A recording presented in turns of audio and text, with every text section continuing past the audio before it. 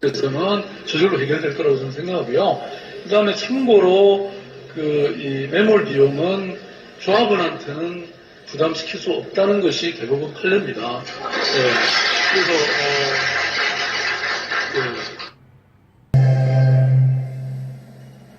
그래서 최근 재개발 사업이 진행되는 지역에서 분담금을 둘러싼 갈등이 끊이지 않고 있습니다. 일반 분양보다 저렴하기는 하지만 거액의 분담금을 납부해야 하기 때문인데요. 원래 해당 지역에 집을 소유하고 있었어도 웃돈을 주고 입주해야 하는 상황이 빈발하고 있습니다.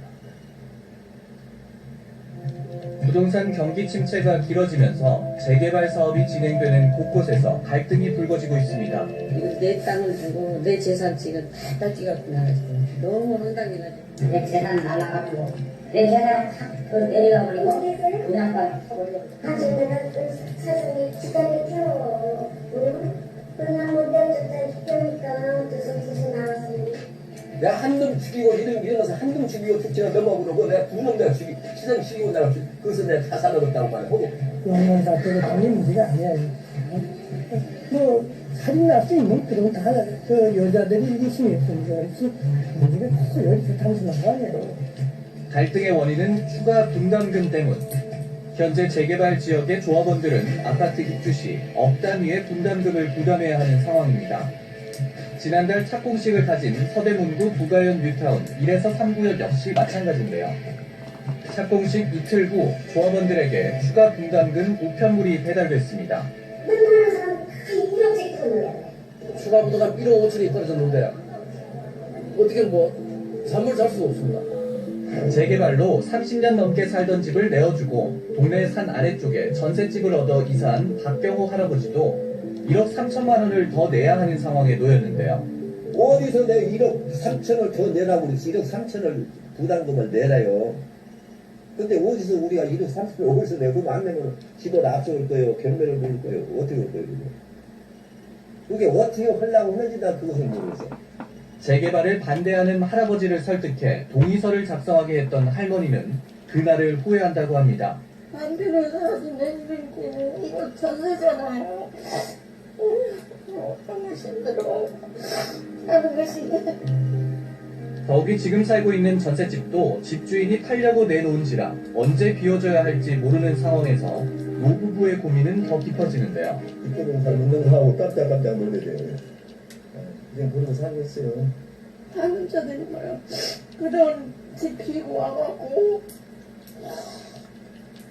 너무 귀하네 귀하다. 그러지.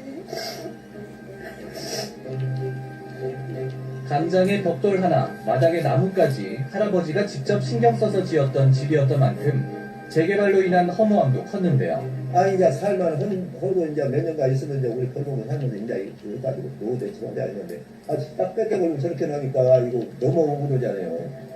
부가현 뉴타운 조합원들 대부분이 몇십 년 동안 살면서 노후 대책으로 생각했던 집을 정리해야 했습니다. 저는 재개발 안 했으면요 저 죽을 때까지 먹고 살아요. 걱정도 안 하고 새가 나오죠. 그거 가지고 저 혼자 진짜 먹고 산다니까. 그거 가지고 이렇게 평생 살라고 그러는데 이렇게 되니까 이게 나뿐이 아니야. 나보다 좋은 사람도 많아요. 그래서 보통 심각한 문제가 아니거든요. 거액의 분담금을 감당하지 못하는 일부 조합원들은 분양가보다 낮은 가격에 매물을 내놓기도 하는데요.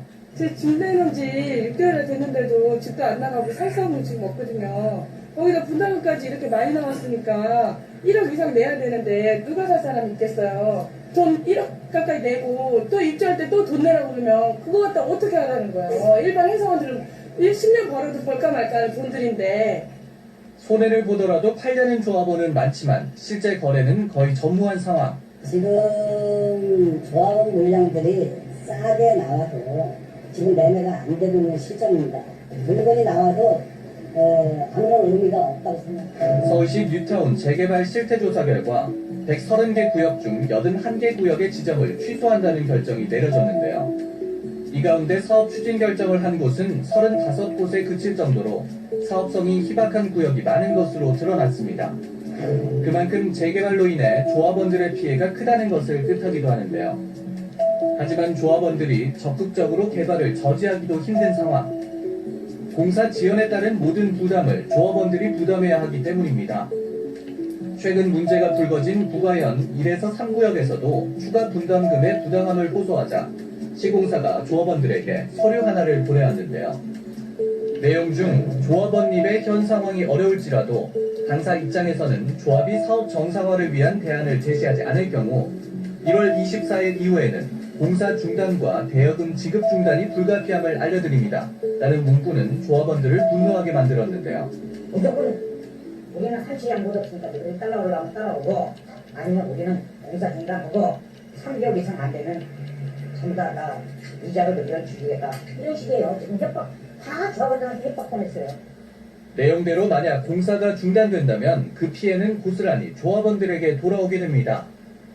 결국 공사가 원활히 진행되게 하려면 조합원들은 거액의 분담금을 부담할 수밖에 없는 상황인데요. 선택의 여지가 없다. 그냥 뭐 뒤집어 쓰고 깡통주택을 가져가는 수밖에 없습니다. 그 입결사는 한 사람도 없습니다. 그대로 하기 때문에.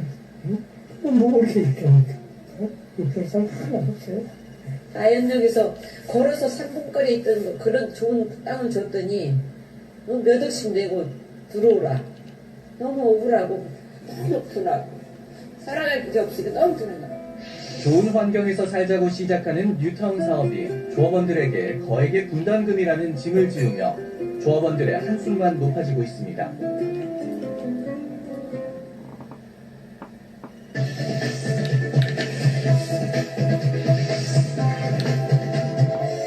에도 나왔습니다만 한국의 가처분 소득 대비 가계부채 비율은 지난해 말 기준으로 136%까지 올라갔습니다.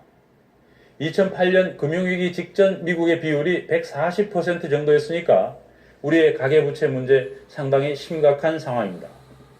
우리 부동산 시장의 문제는 이뿐만이 아닙니다. 뉴스타파가 만난 한 부동산 전문가는 지금 집 사라고 권하는 친구는 친구도 아니라고 단언했습니다. 왜일까요? 송은근 PD가 정직한 시선의 전문가들을 만나봤습니다. 이들의 이야기를 함께 들어보시죠. 분당 살기 좋거든요. 가보시면 지금도 살기 좋아요. 근데도 거기로 가는 사람이 없어. 왜 안 가죠? 옛날 집이잖아요. 5억에 넣었는데 안 팔린 거예요. 10억짜리 5억 됐어요. 중요한 건 안 팔려. 호가만 5억인 거예요. 팔리질 않아. 뭐 강남 이거 외에는 다 끝났어요. 게임 끝났어. 그렇게 말씀드릴게요.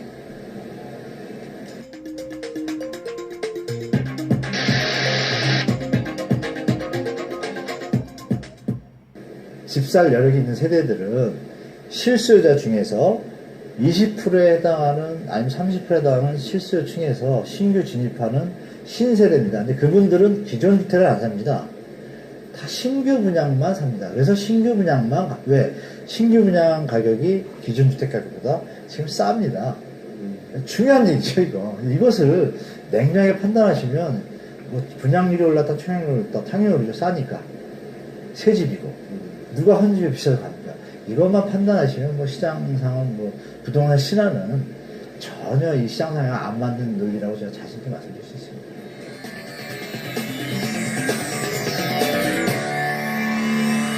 지금 매년 20에서 30조가 대출 만기가 돌아와서 돈을 갚아야 되는데 못 갚고 그게 다 이제 깡통주택과 연관되겠죠. 못 갚고 연장을 합니다. 그리고 이자만 내고 있습니다. 그것이 2년 3년 지나니까 그 돈만 100조가 넘습니다. 지금 내년에도 또 30조가 도래합니다. 이걸 어떻게 막을까요?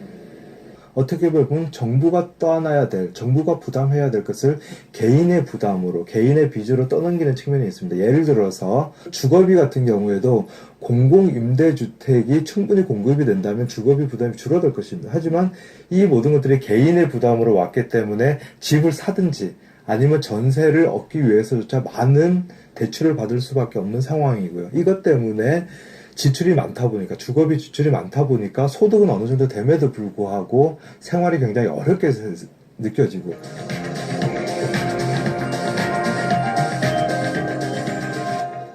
뭐 전세가를 잡겠다 그러면 사실 간단하게 볼 수 있습니다. 그건 그냥 제목만 붙여놓은 거고요.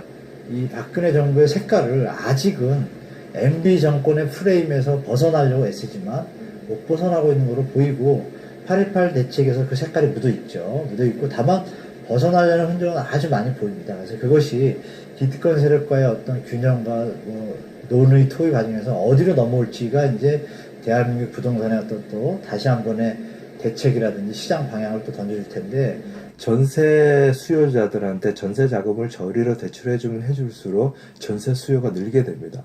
그런 의미에서 이것은 전세 가격을 올리는 대책이고요. 아까 말했던 매매 수요를 늘리는 것은 전세 가격을 좀 내리는 대책인데, 이게 두 개가 공존하다 보니까 실제로는 전세 가격은 떨어지기보다는 향후에도 내년에도 계속 오르지 않을까 좀 우려가 되고 있습니다.